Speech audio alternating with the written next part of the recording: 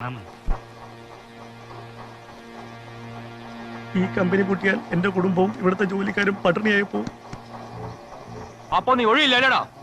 അനന്തേട്ടൻ എന്നോട് ഒഴിയണ്ടെന്ന് പറഞ്ഞിട്ടുണ്ട്. അനന്തനാണോ ഞങ്ങളുടെ സ്ഥലത്ത് ഒഴിയണ തീരുമാനിക്കുന്നേ? അനന്തേട്ടൻ പറയാതെ ഞാൻ ഇവിടെ ഒഴിയില്ല. നീ ഒഴിയില്ലടാ.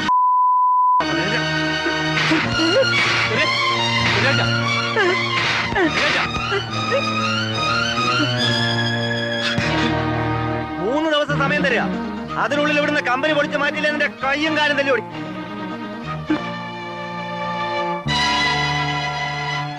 പോകാം.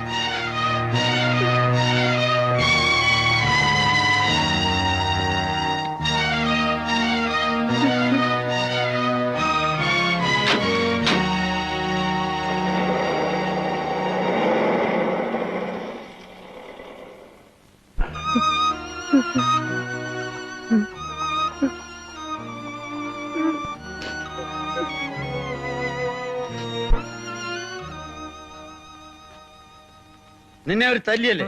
നീ വാ.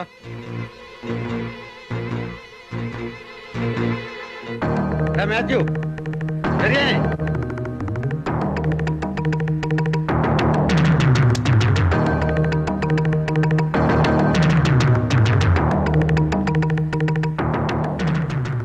ആരാടാ അവനെ തല്ലിയത്?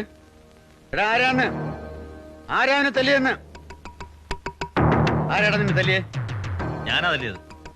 തിരിച്ചില്ലടാ, തിരിച്ചില്ലടാ. തല്ലാനാ പറഞ്ഞില്ല ഞാൻ നിന്നെ തല്ലും.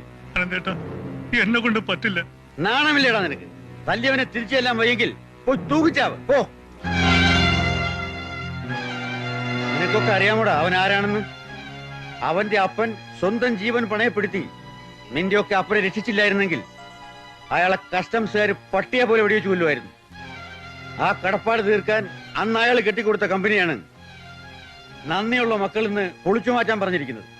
എടാ, സ്ഥലത്തിന് പൈസ വേണമെങ്കിൽ പറഞ്ഞോ, അല്ലാതെ അവനെ ഇവിടുന്ന് ഒഴിപ്പിക്കാനാണ് ശ്രമമെങ്കിൽ അത് നടക്കില്ല. അത് താനാണോ തീരുമാനിക്കുന്നത്? അതെ. അങ്ങനെ അവനെ അവിടുന്ന് ഒഴിപ്പിച്ചിട്ട് അവിടെ മണിമാളിക പണിയാൻ ഉദ്ദേശമുണ്ടെങ്കിൽ അത് നടക്കില്ല. ഇനിയും നിങ്ങൾ അവനെ ഏതെങ്കിലും വിധത്തിൽ ഉപദ്രവിച്ചു ഞാൻ അറിഞ്ഞാൽ സംഗതി വഷളാവും. താൻ ആരെയാടോ ഭീഷണിപ്പെടുത്തിട്ട് പോന്നേ? താൻ ആരാവുക? ഒരു ആഭ്യന്തരമന്ത്രി പോകലുണ്ടെന്ന് വിചാരിച്ച് കൂടുതൽ നേളിക്കരുത്. താൻ നേരത്തെ ഒരുത്തനെ കൊണ്ട് വന്നല്ലോ എന്നെ തല്ലാൻ. എന്നെ തല്ലിയ തീ വീട്ടിൽ വന്നാലേ പോകാമെന്ന് തോന്നുന്നുണ്ടോ? താൻ നിരങ്ങും. മുട്ടുകാലത്ത് എനിക്ക് എഴേണ്ടി വരും. മനസ്സിലാകണോ കിഴവോ എനിക്ക്?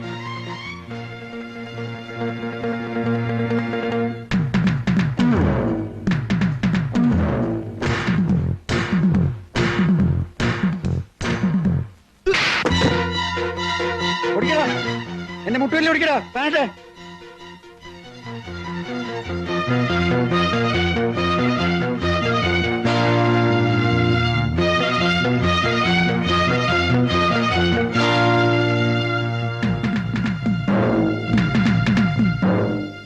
ആ സംഭവം നടന്ന് 2 ദിവസം കഴിഞ്ഞപ്പോൾ ആഭ്യന്തരമന്ത്രി ശേഖരൻ രാജിവെച്ചു.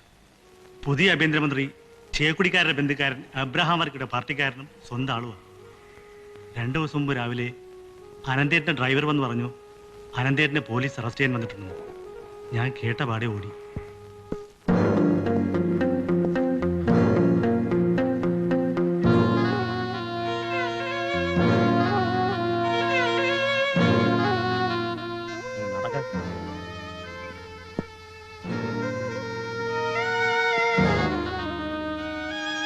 എന്നെ വിടോ?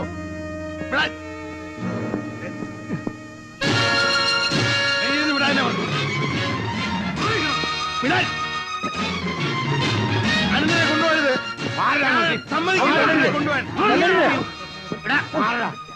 അവൻ തല്ലരുത്. അവൻ തല്ലരുത്. എന്നെ കൊന്നിട്ട് വേണം. ശങ്കര ബഹളം ഉണ്ടാക്കരുത്. അവരവരുടെ കടമ ചെയ്തോട്ടെ. പിടിച്ചോണ്ട് പോണോനെ ആ ജയിപ്പിക്കാറ്. എന്നെ കരുതി നിങ്ങൾ ആരും ബഹളം ഉണ്ടാക്കരുത്. ആ കേറാൻ.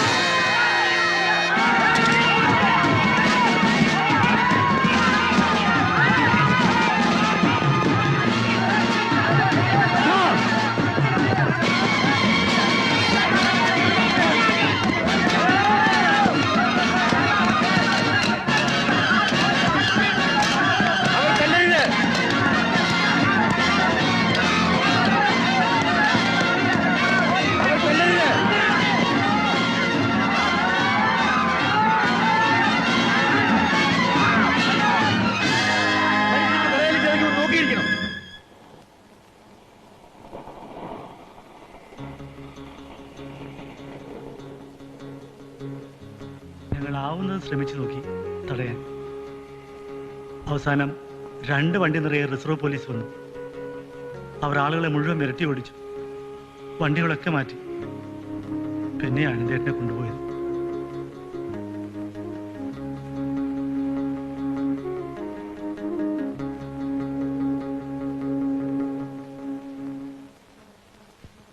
ഇപ്പോൾ ഒരു കാര്യം വ്യക്തമായി, അറസ്റ്റിന്റെ പുറയിൽ പൊളിറ്റിക്കൽ ഇൻട്രസ്റ്റ് ആയിരുന്നു എന്ന്.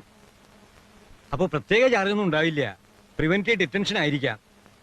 വെറുതെ വെച്ചിട്ട് കാര്യമില്ല, ചിലപ്പോൾ ഹൈക്കോർട്ടിലോ സുപ്രീം കോർട്ട് വരെ പോകേണ്ടി വരും. എന്നാലും വേണ്ടില്ല സാർ, അച്ഛനെ എങ്ങനെയെങ്കിലും പുറത്തിറക്കണം. ഞാൻ ശ്രമിച്ചു നോക്കാം. ഇൻ ദി മീൻ ടൈം പൊളിറ്റിക്കലായിട്ട് ശ്രമിക്കുന്നതായിരിക്കും കുറച്ചുകൂടി നല്ലത്. ഇഷ്ടമില്ലാഞ്ഞിട്ടല്ല, എനിക്കിവിടെ ആരെയും പരിചയമില്ല സാർ. ലോക്കൽ MLA അച്ഛന്റെ അടുത്ത സുഹൃത്താണല്ലോ. അയാൾ ഭരണകക്ഷിയുടെ ആളുമാ. ഒന്ന് ശ്രമിച്ചൂടെ? ആഹാ, അത് ശരി. അത് ഞാൻ അറിഞ്ഞില്ല. ഏയ് വേണ്ട വേണ്ട, ഞാൻ വിളിച്ചെന്ന് മിനിസ്റ്ററോട് പറയേ വേണ്ട. അതെ, കാര്യങ്ങളെല്ലാം ഞാൻ നേരിട്ട് സംസാരിച്ചോളാം. ആ, ആളെ അറിയാം, അതുകൊണ്ട് ചോദിച്ചെന്ന് മാത്രം. ആ ശരി, വെക്കട്ടെ. ഓ,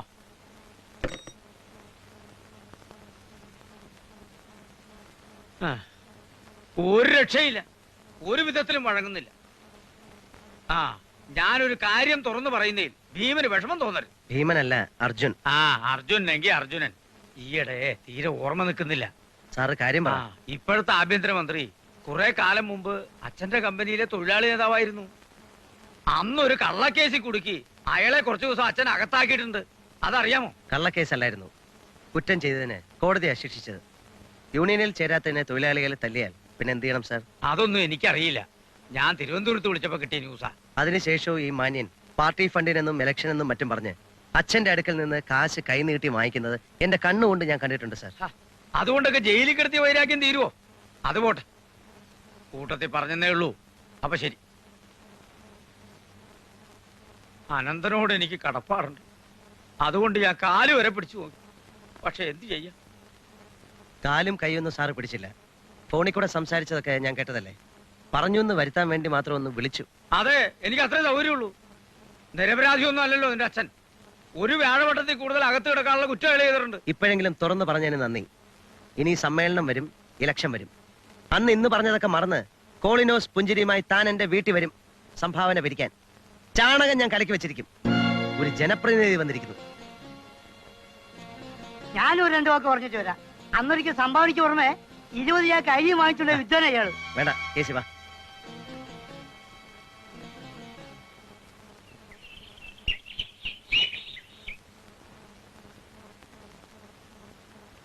ഇന്റു വന്നിട്ട സ്ഥലത്തൊക്കെ അനന്തൻ സാറിനെ കൊണ്ട് ഒപ്പിടിക്കണം. അർജുന്റെ പേർക്കുള്ള പവർ ഓഫ് അറ്റോണിയാ. ഇന്ന് തന്നെ കിട്ടില്ലേ? ഇടിക്കാൻ സർ, ഞാൻ തന്നെ പോവാം.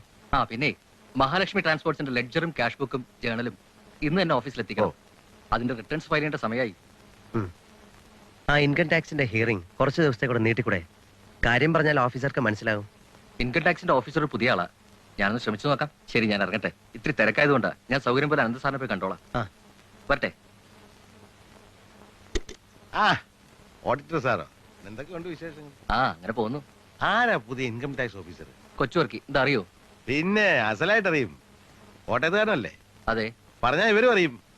നമ്മുടെ കിഴക്കേപ്പുറത്തെ തോമയില്ലേ, അയാളുടെ മകന്റെ. ശങ്കരേട്ടാ. മിസ്റ്റർ അർജുൻ, ആളെ ശങ്കരേട്ടൻ അറിയാമെങ്കിൽ ഹിയറിംഗ് എക്സ്റ്റെൻഡ് ചെയ്യാൻ ശങ്കരേട്ടൻ നേരിട്ടെന്ന് പറഞ്ഞാൽ പോരെ? ഞാൻ പറയാം. എന്റെ പൊന്നു സാറേ, ഈ ശങ്കരേട്ടൻ വിചാരിച്ചാൽ ഏത് കാര്യവും കുളമാക്കാനല്ലാതെ ഒരു കാര്യവും നടക്കില്ല. അതുകൊണ്ട് സാറ് നേരിട്ട് പറഞ്ഞാൽ മതി. എന്ത് കാര്യമാ പറയാവോ നേരത്തത്? ആർക്കറിയാം. പുറത്ത് ഹോസ്പിറ്റലിന്റെ കോൺട്രാക്ടർ വെയിറ്റ് ചെയ്യുന്നുണ്ട്. ഓ, അത് ഞാൻ മറന്നു.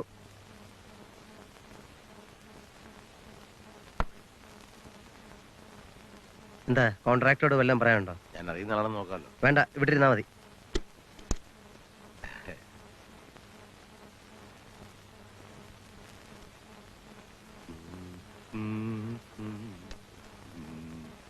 ഒരാഴ്ചയായി പണി നിർത്തി വെച്ചിട്ട്.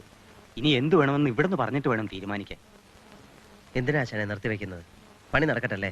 അങ്ങനെയല്ലേ അച്ഛൻ പറഞ്ഞത്? അതെ. എന്നാ തിങ്കളാഴ്ച തുടങ്ങാം. ആ. പിന്നെ എന്താ? 1 ലോഡ് സിമന്റ് ഇറക്കണമായിരുന്നു. എത്ര രൂപ വേണം? ഒരു 25,000 രൂപ കിട്ടിയാ കൊടുക്കാം അല്ലേ? കൊടുക്കാം. അക്കൗണ്ടന്റ് ഒന്ന് വന്നോട്ടെ, ബാങ്ക് വരെ പോയിരിക്കുക. തിരക്കില്ല, ഞാൻ ഉച്ചയ്ക്ക് ശേഷം വരാം. ആ ശരി.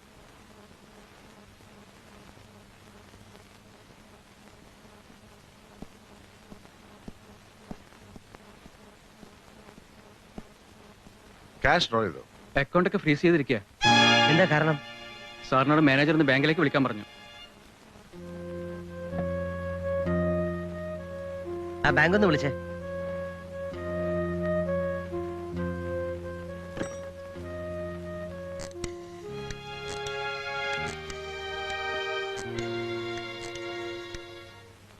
ഹലോ, ബാങ്കല്ലേ? മാനേജരെ ഒന്ന് വേണമായിരുന്നു. ഓ, ഹലോ, ഞാൻ അർജുൻ, അനന്തന്റെ മകനാ. ഉവ്വ്, അക്കൗണ്ടന്റ് പറഞ്ഞു. എന്താ സാർ കാര്യം? എൻഫോഴ്സ്മെന്റും കസ്റ്റംസ് ആൻഡ് സെൻട്രൽ എക്സൈസോ? സാർ, ഒരു മുന്നറിയിപ്പും കൂടാതെ ഇങ്ങനെ... ശരി സാർ, ശരി, ഞാൻ വരാം ഉച്ചയ്ക്ക് ഓഫീസിൽ. ആ,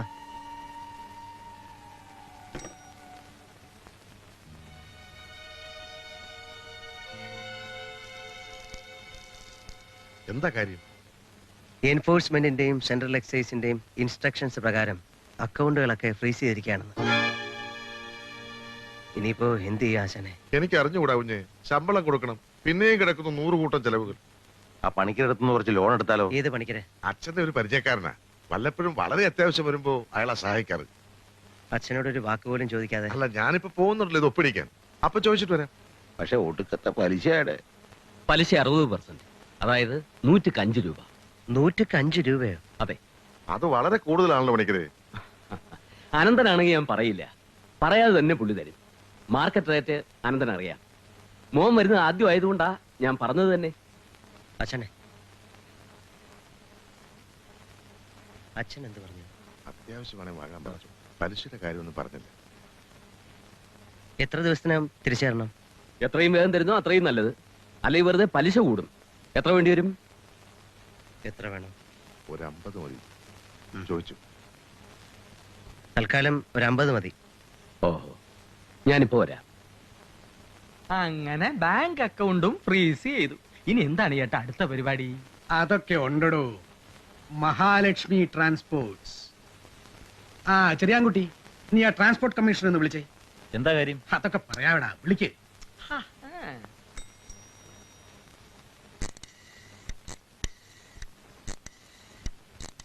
ഹലോ, കമ്മീഷണർ അല്ലേ? ഹലോ, ആ ഇത് എബ്രഹാം വർക്കിയ. മഹാലക്ഷ്മി ട്രാൻസ്പോർട്ട്സ് ഇല്ലേ? അതെ, അനന്തന്റെ.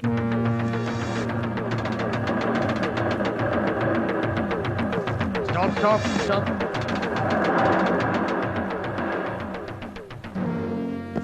താൻ നേരെ സ്റ്റേഷനിലേക്ക് വാ. എന്തിനാ സർ? തന്നോട് വരാനല്ലേ പറഞ്ഞത്? സാർ, ലോഡ് വണ്ടിയാ സർ, ഞാൻ ഇറക്കിയിട്ട് വരാം. തന്നോട് സ്റ്റേഷനിലേക്ക് വരാനാ പറഞ്ഞത്. ശരി സർ. ജീപ്പിന്റെ പിറകെ കൊണ്ടാ.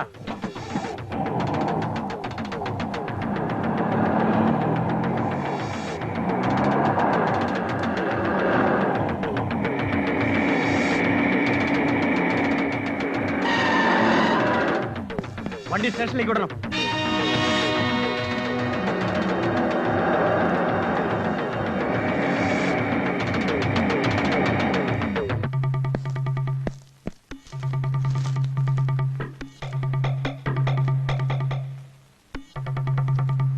താൻ സ്റ്റേഷനിലേക്ക് വാ. സാർ, പേപ്പേഴ്സ് എല്ലാം ശരിയാണ്. അതൊന്നും താൻ അറിയണ്ട. സ്റ്റേഷനിലേക്ക് വാ. ശരി സാർ.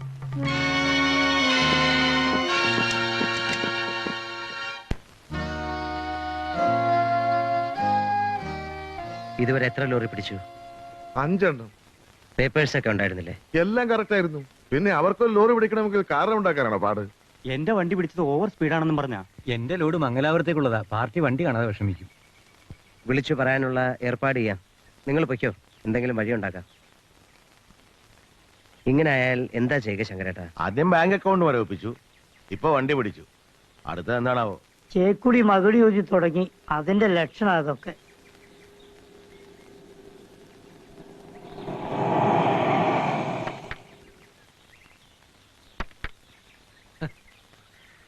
എത്രയായി? 65 രൂപ. നീ എന്താ ഒന്ന് വിളിക്കുക പോലും ചെയ്യാതെ? ഒന്നുമില്ല, ഒരു സർപ്രൈസ് ആയിക്കോട്ടെ എന്ന് കരുതി. നിനക്ക് ക്ലാസ്സില്ലേ? സ്റ്റഡി ലീവാ. ആ, റോസ്മേരി, നീ എങ്ങനെ ഇവളുടെ കൂടെ? വെറുതെ രമൻ നിർബന്ധിച്ചതുകൊണ്ട്. ഞാൻ വിളിച്ചിട്ടാ ഒരു കൂട്ടിന്. പിന്നെ നമ്മുടെ നാടും കാണാം. നീയോ? നിന്നെ ഒന്ന് കാണാൻ. അച്ഛൻ എന്ത് ചേട്ടാ? ആഫീസിൽ പോയിരിക്കാൻ തോന്നുന്നു മോളെ. ആഹാ. ശരി, നിങ്ങൾ അകത്തേക്കല്ലേ?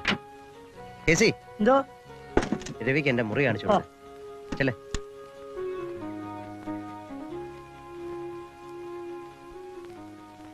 അവൾ അറിഞ്ഞ ആകെ പ്രശ്നമാകുമല്ലോ.